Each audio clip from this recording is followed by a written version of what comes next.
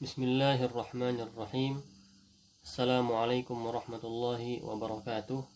Alhamdulillahi rabbil alamin. Wassalatu wassalamu ala rasulillah wa ala alihi wa ashabihi wa man tabi'ahum bi ihsanin ila yaumiddin, amma ba'd. Akhwati fillah, kita masuk ke pembahasan hadis yang ke-19 lagi ya. Kita masih membahas hadis yang ke-19. Sekarang kita masuk ke sabda Rasulullah sallallahu alaihi wasallam, wa'lam annal ummata ya.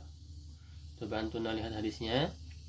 Wa'lam annal ummata law ijtama'at, ketahuilah sungguhnya jika umat ini law ijtama'at, jika berkumpul, ala ay yanfa'uka bi syai'in, untuk memberikan manfaat ya,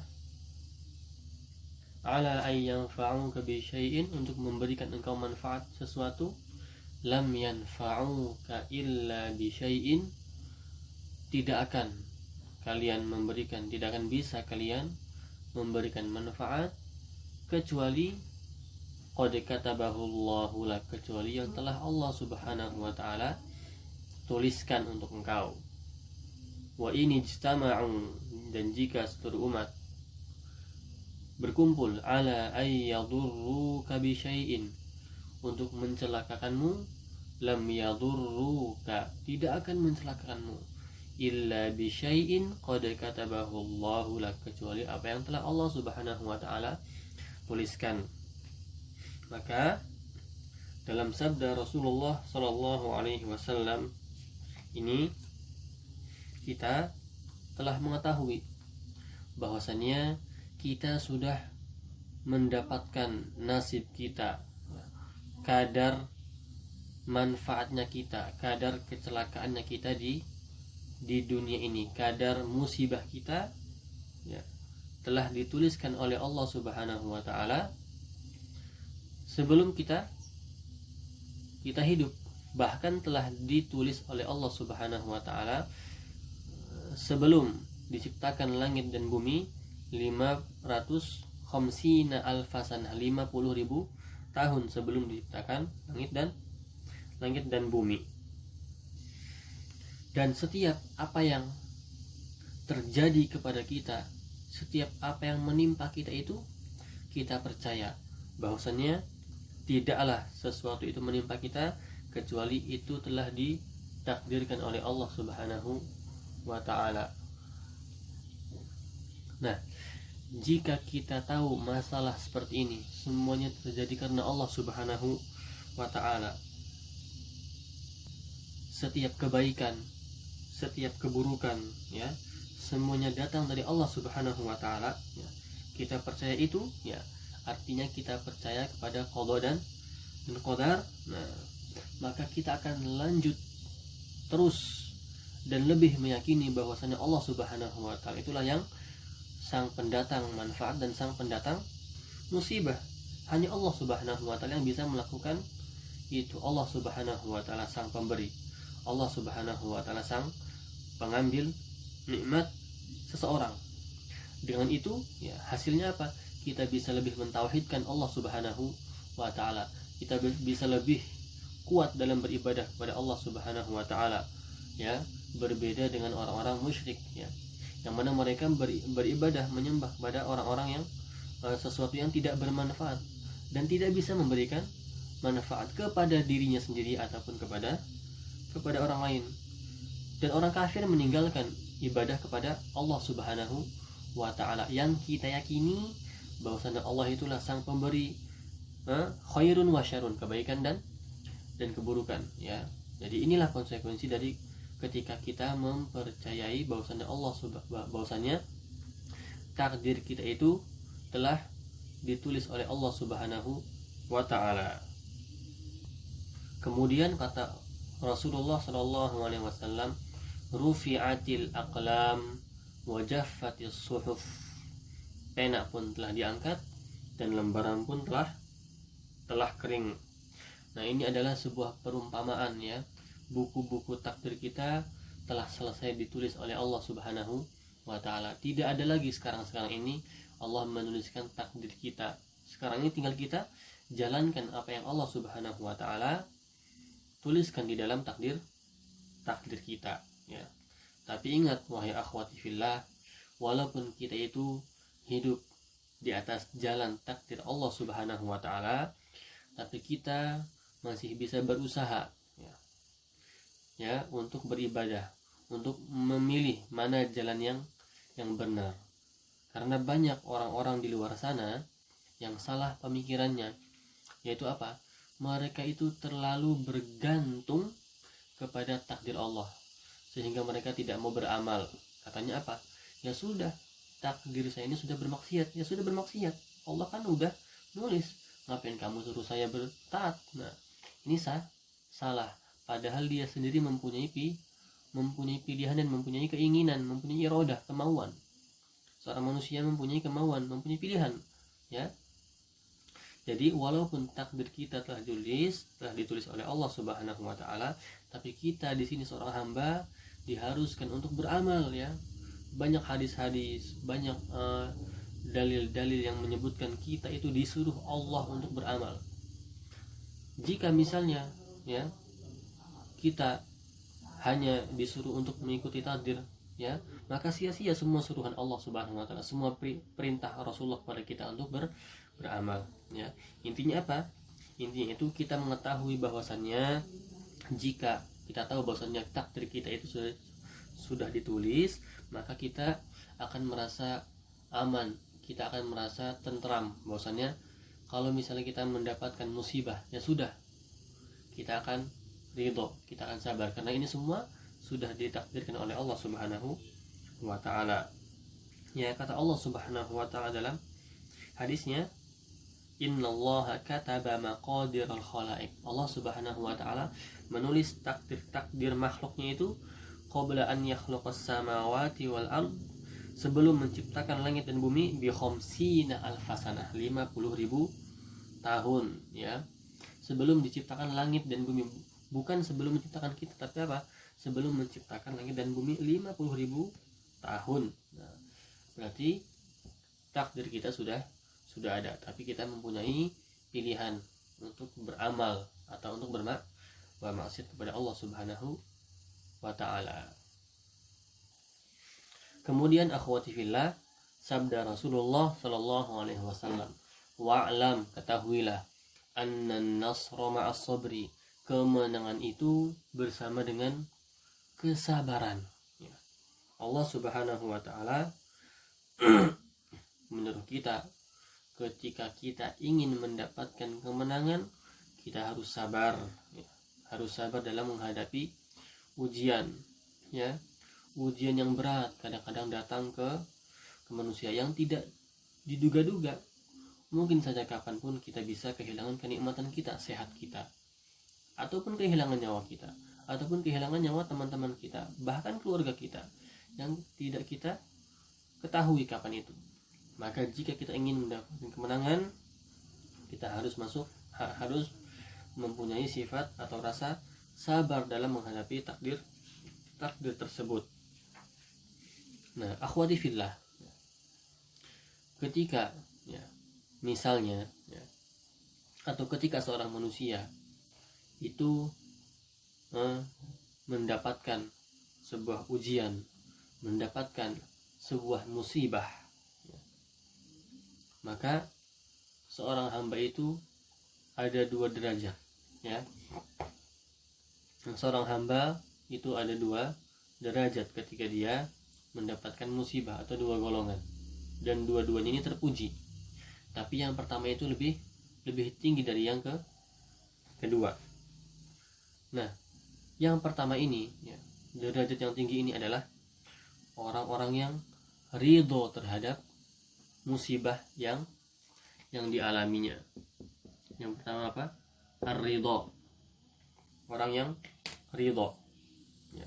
Ketika musibah datang, kecelakaan misalnya, atau terkena penyakit, tidak bisa bergerak, ya, dia ridho terhadap apa yang Allah Subhanahu wa ta'ala berikan.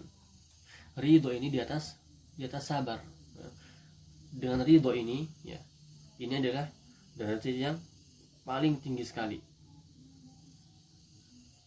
Kata Allah Subhanahu wa taala, firman Allah Subhanahu wa taala dalam surah At-Taghabun ayat ke-11. Surah At-Taghabun ayat ke-11. Ma asaba min musibatin illa biiznillah. Tidak ada musibah ya yang datang kecuali dengan izin Allah. Wa may yu'min billah yahdi qalbana. Barang siapa yang beriman kepada Allah, maksudnya apa? Ridha dengan musibah itu, yahdi qalbah, hatinya telah diberikan hidayah, diberikan ketenangan. Nah, jadi kalau misalnya musibah datang kepada seseorang, kemudian dia tahu, dia faham bahwasanya musibah ini dari Allah Subhanahu wa taala.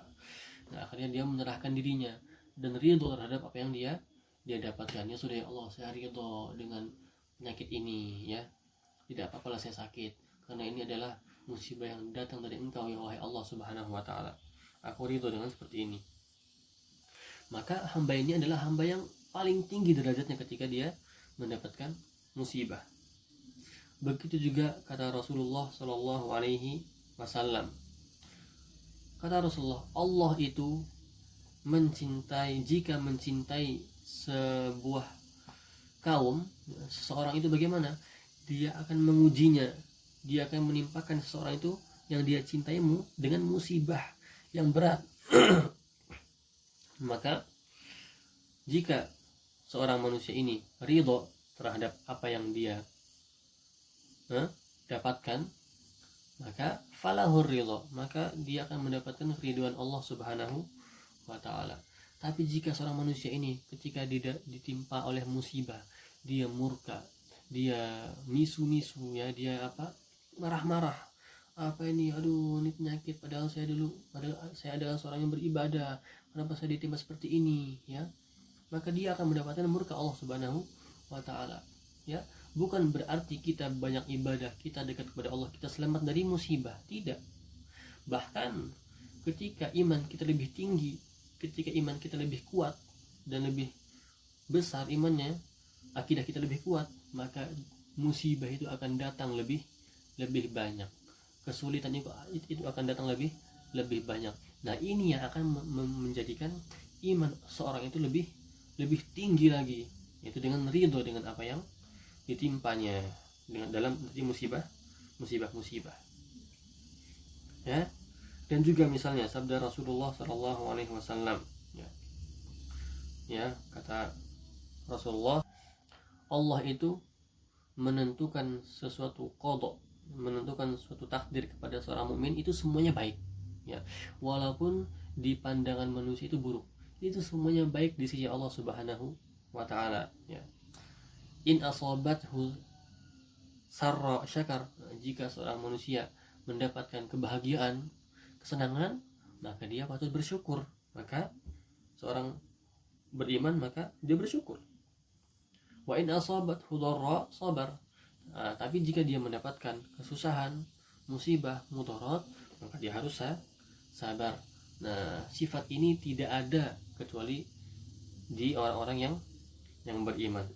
Maka yang pertama ini, derajat yang pertama yang tinggi ini, ketika musibah datang kepada seorang hamba, maka dia harus ridho kepada Allah Subhanahu wa taala.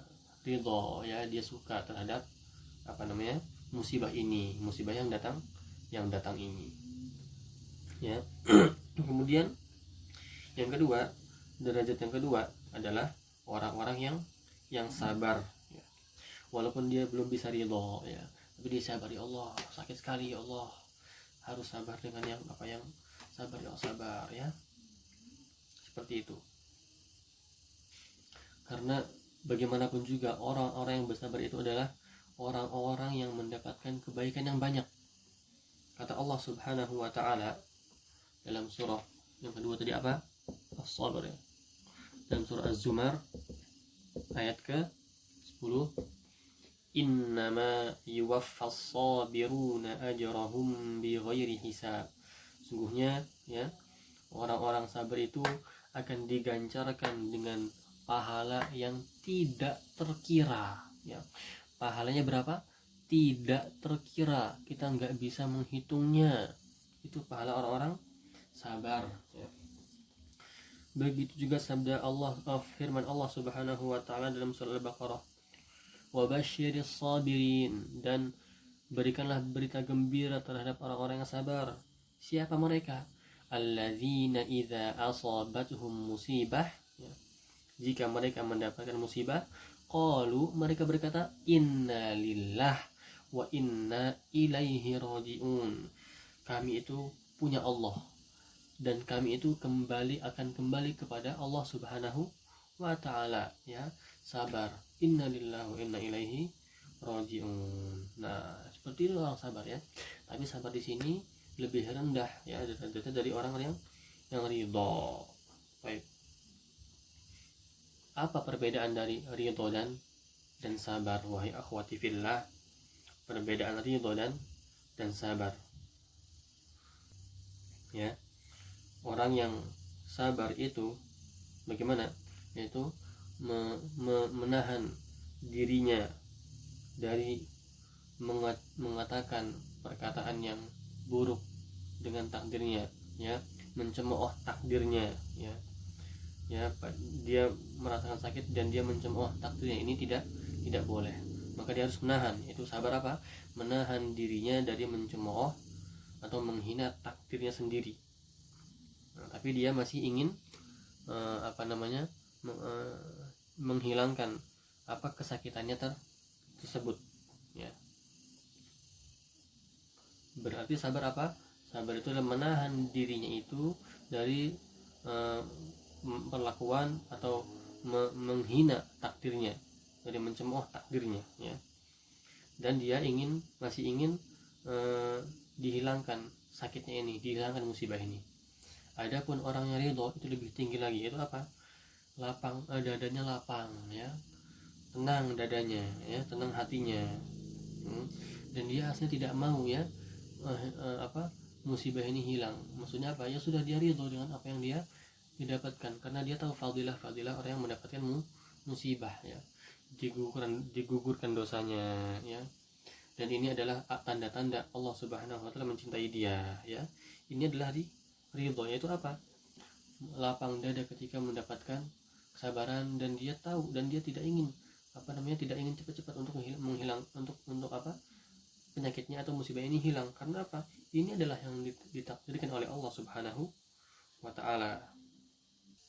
Dan kadang-kadang orang yang merasakan ridho ini, dia itu kadang-kadang tidak merasakan sakitnya karena sudah merasakan ridho di dalam penyakit tersebut. Dia senang dengan penyakitnya sehingga dia kehilangan sakit dari penyakitnya tersebut. Nah, maka dari ini, jika kita sabar saja dalam menahan musibah atau tantangan, maka kita pasti akan mendapatkan kemenangan, ya. Seperti contohnya, ya, orang-orang yang berjihad, ya. Ketika di perang Badar, berapa orang muslimin, ya, dibandingkan dengan orang kaum kafirin. Nah, kaum muslimin itu menang dengan sabarnya mereka, ya. Nah, firman Allah Subhanahu wa taala dalam surah Al-Baqarah katanya, mereka yang menganggap, ya, bahwasannya kelompok yang kecil itu akan kalah kepada kelompok besar, maka itu salah. Maka Allah Subhanahu wa taala membalikkan keadaan. Kelompok yang kecil itu kaum mukminin menang terhadap kaum yang besar, itu orang kaum kafir. Wallahu ma'as sabirin, karena Allah bersama orang-orang yang sabar ketika itu, ya. Berarti dengan sabar itu kita akan mendapatkan kemenangan, ya, kemenangan hati, kemenangan dunia, dan kemenangan ukhrawi. Kita lanjut ke video yang kedua.